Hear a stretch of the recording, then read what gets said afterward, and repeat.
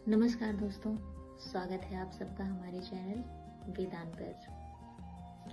तो आज हम बात करेंगे ज्ञान, अध्यात्म और भारतीय संस्कृति की गहराइयों की।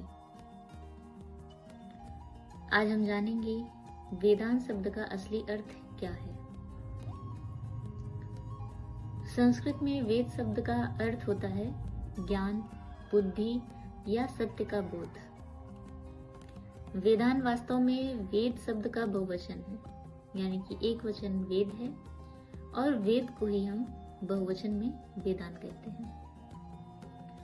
वेदांत वास्तव में वेद शब्द का बहुवचन होता है, यानी कि वेदों को, वेदों के अर्थों को या पवित्र वेदों के संग्रह को हम वेदांत कह सकते हैं। साफ मान के चलिए, ठीक। अगर आप भारतीय सभ्यता, भारतीय संस्कृति से जुड़े हुए हैं, अगर आप इन सब के बारे में थोड़ा भी जानते होंगे या आपने संस्कृत का अध्ययन थोड़ा बहुत किया होगा, तो आपको पता होगा कि हमारे संस्कृत में 4 वेदों की संख्या बताई गई है। कितनी बताई गई है? 4 वेदों की संख्या बताई गई है। अगर हम उनकी बात करते हैं तो उनके नाम है ऋग्वेद, सबसे पुराना वेद, और इसी से गायत्री मंत्र का भी उच्चारण किया जाता है। ओम भूर्भुवस्वः तत्सवितुर्वरेण्यं भर्गो देवस्य धीमहि धियो यो न प्रचोदयात्। दूसरा वेद है यजुर्वेद, तीसरा वेद है सामवेद और चौथा है अथर्ववेद।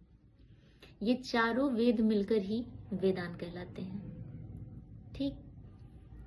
लेकिन इसका अर्थ अब केवल पुस्तकों तक ही सीमित नहीं रहा है, इसे हमें अपनी जिंदगी में भी उतारने की जरूरत है, ठीक। अगर हम वेदांत की बात करें, वेदांत का अर्थ खोजें, तो इसका मतलब है सच्चे ज्ञान की खोज।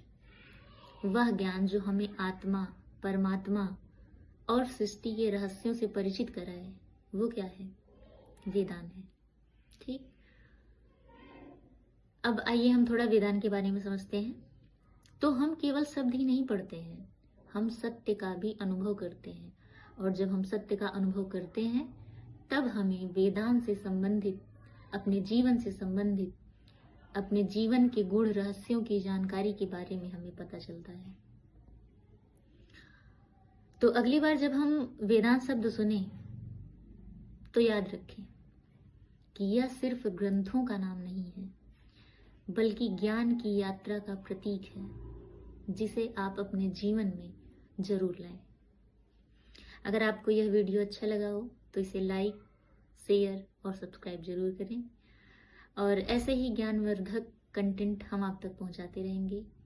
और आज ये मेरी पहली वीडियो है, तो थोड़ी बहुत अगर गलती हुई हो तो माफ़ी चाहते हैं। बाकी आज के लिए बस इतना ही। धन्यवाद। जय वेदांत, जय भारत।